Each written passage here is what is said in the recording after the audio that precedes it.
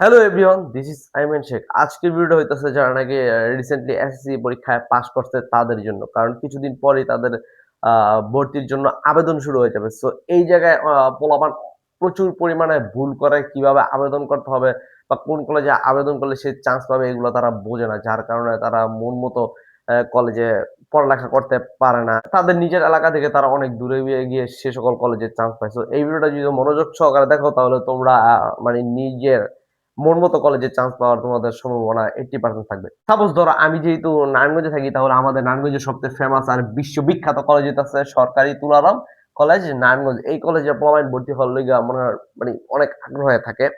মানে ভর্তি হয়েই পোলাপাইন এই কলেজে আবেদন করে দেয়। কিন্তু বেশিরভাগ ক্ষেত্রে 60% পোলাপাইন চান্স পায় না। তার কারণ হইতেছে দেখেন একটা ভালো সরকারি কলেজে বা তুলারাম কলেজে চান্স পাইতে হলে বিজ্ঞান বিভাগ থেকে আপনার আবেদনের জন্য সম্ভাব্য রেজাল্ট লাগবে 4 পয়েন্ট। মানে আবেদন করতে রাখবে 4 পয়েন্ট যদি আপনি বিজ্ঞান বিভাগ থেকে আবেদন করেন। আর 4.50 যদি পান তাহলে আপনার চান্স পাওয়ার সম্ভাবনা 70%, ঠিক আছে? বা 70% এরকমই। আর যদি আপনি মনে করেন 4.70 বা এ প্লাস পান তাহলে আপনি 100-100ই চান্স পাবেন। তো আপনি যদি এর ভিতরে যেমন 4 পয়েন্ট পান নাই, বিজ্ঞান বিভাগ থেকে 4 পয়েন্টের নিচে পাইছেন, ঠিক আছে? এরপর আপনি কি করছেন? তুলারাম কলেজরে ফার্স্ট চয়েস দিছেন বা যেকোনো ধরনের একটা সরকারি কলেজরে ফার্স্ট চয়েস দিছেন বিজ্ঞান বিভাগ থাইকা। তাইলে আপনার কি হইব? আসবে না খরচ। মানে আপনি এটার চান্স পাইবেন না। যার কারণে কি হবে জানেননি? যার কারণে আপনি পরবর্তীতে ২ এ যে সকল কলেজে দিছেন এগুলাতেও চান্স পাইবেন না। আ মানে আপনার ফার্স্ট এ ওইটা ক্যানসেল হওয়ার কারণে, রিজেক্ট হওয়ার কারণে পরবর্তীতে যেগুলো আরো মানে ভালো, ভালো নামি দামি কলেজ দিছেন ওগুলাতেও চান্স পাবেন না। পরে যে এটার ভিতরে একটা নরমাল কলেজে সিট থাকবে ওটা দিয়ে আপনি চান্স পাবেন। আর ওইটাতে আপনার ভর্তি হইতে হবে। কারণ এটা হচ্ছে আপনি ফার্স্ট চয়েস যেটা দিবেন এটাই গুরুত্ব থাকে বেশি। সো ফার্স্ট এ এই বড় বা সরকারি কলেজে দেওয়ার কারণে বাকিগুলা ঐরকম গুরুত্ব দেয় না যখন লটারির মাধ্যমে আপনার যেকোনো একটা কলেজে দেয়। সো আপনার এই রেজাল্টের উপর ভিত্তি করে আবেদন করতে হবে। তারপর ব্যবসা শিক্ষা বিভাগ থেকে যদি আপনি তুলারাম কলেজে আবেদন করেন তাহলে সর্বনিম্ন আবেদন করার জন্য আপনার 3.50 রেজাল্ট লাগবে। আর 4 পয়েন্টের উপরে যদি পান তাহলে আপনার 70% চান্স থাকে আপনার চান্স পাওয়ার এই তুলারাম কলেজে।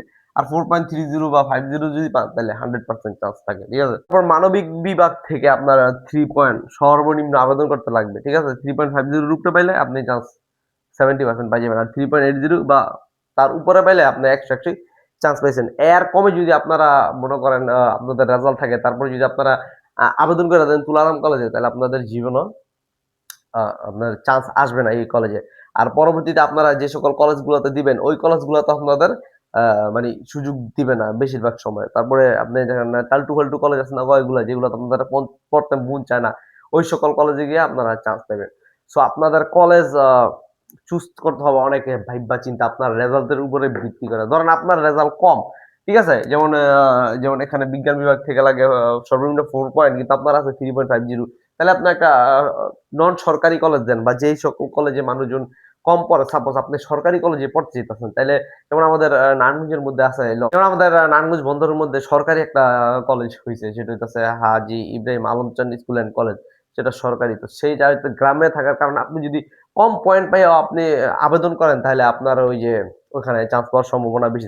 আপনার যদি ভালো রেজাল্ট থাকে তাহলে আপনি তুলারাম কলেজ বা এর মতো বড়, বড় কলেজে আবেদন করতে পারেন। আর যদি খারাপ রেজাল্ট থাকে তাহলে আপনি আপনার রেজাল্টের উপরে ভিত্তি করে আপনি ওই সকল কলেজগুলারে first choice, second choice, third choice, fourth choice, fifth choice দিবেন। তাইলে আপনার এই চান্স পাওয়ার সম্ভাবনা বেশি থাকবে।